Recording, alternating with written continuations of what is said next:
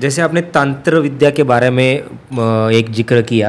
हाँ। तो मैंने सुना है कि त्र्यंबकेश्वर में भी तांत्रिक विद्या की जाती है। एक सच है? हाँ, सच है ना। हाँ। तंत्र विद्या बड़ा प्राचीन है, वेद से भी प्राचीन है, ऐसा कुछ लोग सीक्रेट बोलते तांत्रिक हैं। विद्या की जाती है ऐसा? हाँ, कई साधक है हाँ। जो नाथ संप्रदाय के हैं, वो वहाँ आके साधना करते हैं। कुछ गिरिपुरी सरस्वती भारती दशनामी सन्यासी है, वो अपने अपने हठ योग और अलग अलग साधनाएं करते हैं। कोई गायत्री का, कोई बगलामुखी का, कोई भैरव की साधना करते हैं। उसमें अलग अलग द्रव्यों का इस्तेमाल होता है, समर्पण करने की चीज़ें अलग है। तो आज का जो हमारा माइंड सेट है, हम अभी थोड़ा सा कल्चर हो गए, हाँ। सुसंस्कृत हो गए, तो हम उस द्रव्य को अर्पण करना गलत मानते हैं। इसके लिए उनको छुप के करना पड़ता है। जैसे हमने शेल्टर हाउस अभी देवी माता को बलि देने का माता जी के सामने नहीं देते, अलग कर दिया है। लेकिन लोगों ने वो रिवाज रखा है आज भी।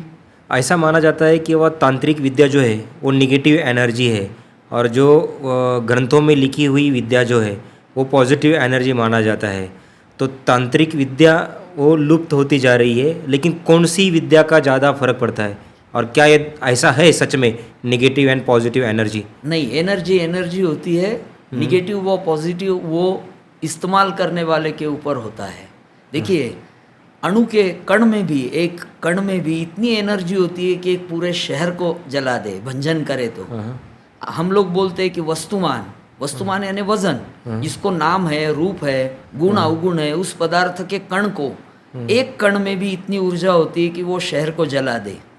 और वही रिएक्टर में अगर डाला तो पूरे शहर को बिजली देती है 3 दिन। बराबर है। तो निगेटिव पॉजिटिव ऐसा नहीं, एनर्जी है। तो तांत्रिक विद्या से भी हाँ, शक्ति का इस्तेमाल आप किसी को मारने के लिए भी कर सकते हैं, बचाने के लिए भी। बिजली करंट देगी, हाथ लगा तो मार भी सकती है, और आपको लिफ्ट से ऊपर भी लेके जा सकती है।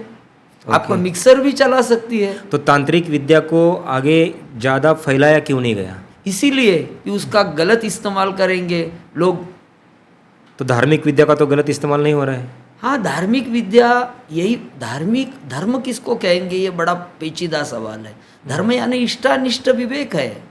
आप इष्टानिष्ट विवेक पहले अगर सीखते हैं, फिर आपके पास कोई भी शक्ति आ जाती है, और शक्ति का इस्तेमाल सही ढंग से आप करना जानते हैं, तो पहले ऐसा आदमी बनाया जाता है। समझ लीजिए कि आप IAS ऑफिसर हो गए, तो आपके पास भी कुछ शक्ति आती है।